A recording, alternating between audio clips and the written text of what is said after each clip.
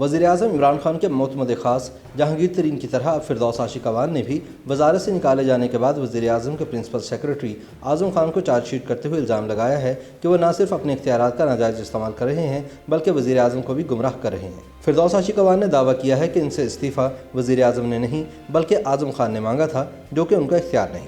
انہوں نے کہا کہ کابینہ کے کسی بھی رکن سے استعفیٰ لینا صرف وزیر اعظم کا اختیار ہے، کسی بیوروکریٹ کا اختیار ہرگز نہیں۔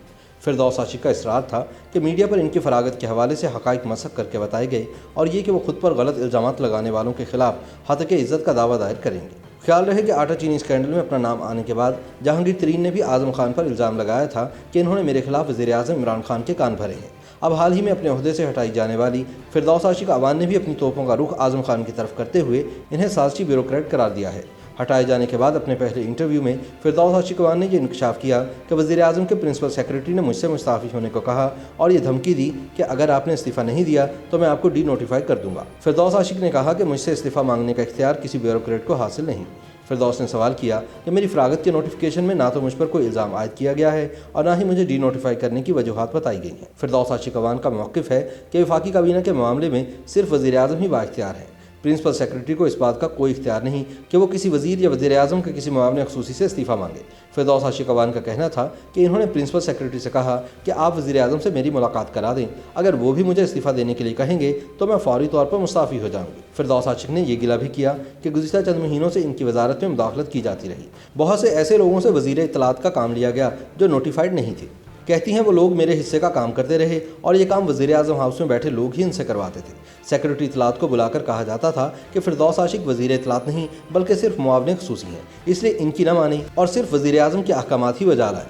فردوس عاشق نے دعویٰ کیا کہ کابینہ کے بہت سے لوگ ان کے حامی تھے اور وہ سمجھتے تھے کہ میں کس قدر مشکل حالات میں کام کر رہی ہوں۔ تاہم گزشتہ 3 مہینوں سے غیر مجاز افراد کو وزارت اطلاعات میں رکھ کر ان سے کام لیا گیا اور میرے لیے مسائل پیدا ہوئے۔ خیال کیا جاتا ہے کہ ان کا اشارہ ڈاکٹر شہباز گل کی طرف تھا۔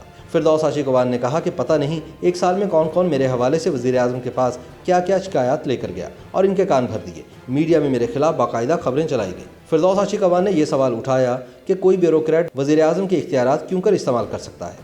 ہو سکتا ہے کہ اس میں وزیر اعظم کی رضامندی بھی شامل ہو۔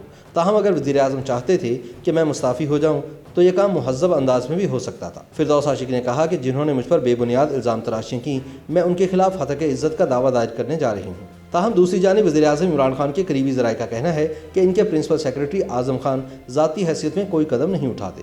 قواعد کی روح سے پرنسپل سیکرٹری وہی کرتا ہے جس کا حکم اسے وزیر اعظم کی جانب سے دیا جاتا ہے۔ فردوس عاشق کی معاون خصوصی کی حیثیت سے عہدے سے سبکدوشی کے حوالے سے باخبر ذرائع کا کہنا ہے کہ فردوس عاشق نے اعظم خان کے کہنے پر مستعفی ہونے سے انکار کیا تھا، جس کے بعد انہیں ڈی نوٹیفائی کر کے ذرائع ابلاغ میں اعلان کر دیا گیا کہ اب فردوس عاشق کی جگہ lieutenant general retired Asim Saleem واجبہ وزیر اعظم کے معاون خصوصی جبکہ سینیٹر شبلی فراز وفاقی وزیر برائے اطلاعات و نشریات ہوں گے۔ تاہم یہ پہلی مرتبہ نہیں کہ فردوس عاشق اعوان کو کابینہ میں سے کرپشن کے الزامات پر نکالا گیا ہو۔